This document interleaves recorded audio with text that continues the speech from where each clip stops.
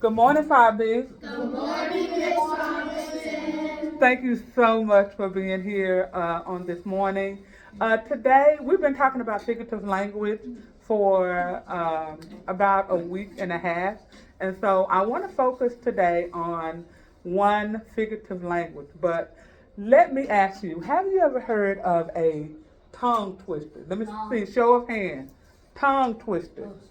Tongue twister. All right. Now I want you to think of a tongue twister. Now I'm calling on two people. Think of a tongue twister. Now if I call on you, I need you to answer. All right. Now see it. Okay. Ava. Silly Sally. Silly Sally. Seashells by the sea. Okay. Jalen.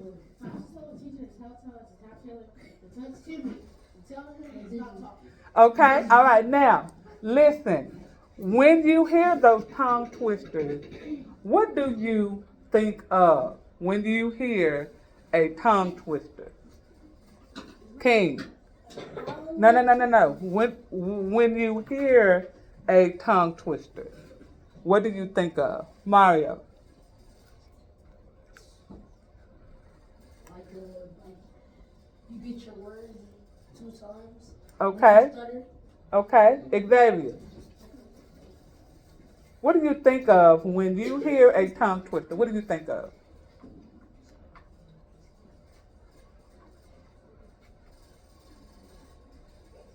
You want us to come back to you?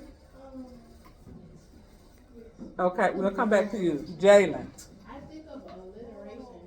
Okay, thank you, Jalen. Today we are going to talk about alliteration. Take a look at the paper that was passed out to you. Okay, alliteration, it means it is the repetition of the same Word. sound. Thank you for helping me. Same sound at the beginning of the word. And so we have here tongue twister.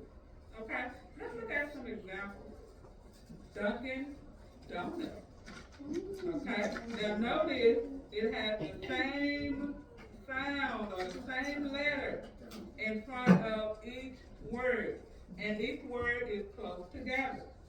All right. So when I think of Dunkin' Donuts, I think, of course, of donuts. Okay, and I think of coffee. All right. So when you read the word, it's supposed to bring some type of mental image. Okay. Next we have Sally sells snow cones. Okay. Mentally, when you think or visualize in your mind, of course you're going to visualize snow cones. And look at the last one, busy bee. Okay? You're going to come up with a picture in your mind of a bee that's busy. Why do you think authors or poets use alliteration? Yes, sir. I think they use alliteration to create a mental image in your head. Okay? A mental image in your mind. Anyone else? Okay? All right. Now, let's move to the poem.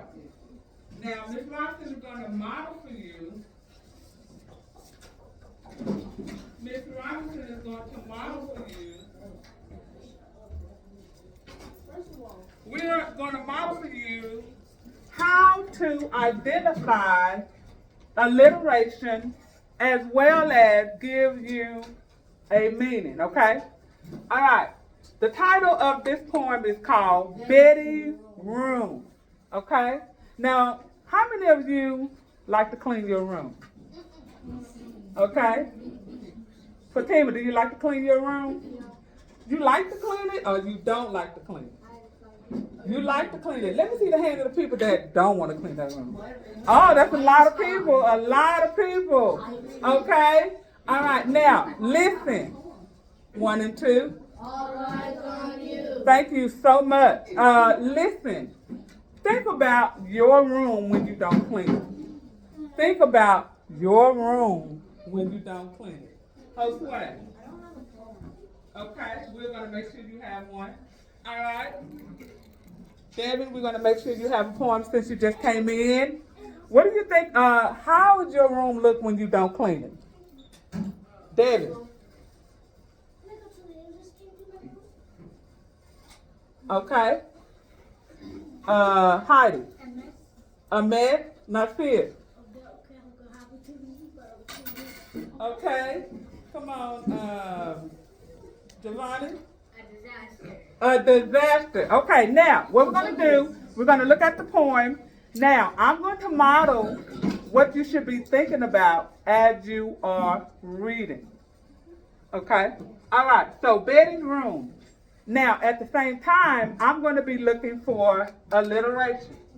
Okay? We have the definition right before us, all right? Okay. So as I'm reading, I need you to identify alliteration. Here we go. There's no cluttered up. Okay? I see cluttered up. You know, that makes me think of that means a mess. And it's stacked up. All right? There's no cluttered up more closely, I presume, than the clustered clingingly in my friend Betty's room. Now, what do you think about when you read this first stanza? Mario. Clusters. Like basically like food. Okay, now see it. A dirty room. It's a mess. I have it right here. And it's all compound together. Look at stanza 2, everybody. Okay? Her mother muttered mawkishly and filled her with such dread. She muttered on about the muck that messes Betty's bed. Okay? When you don't clean your room, what does your mother do? What does your mother do when you don't clean your room? Fatima. Okay? Kaylee, what does your mother do when you don't clean your room? Oh, woo. Okay. One more. Not fear. Okay. 1 and 2.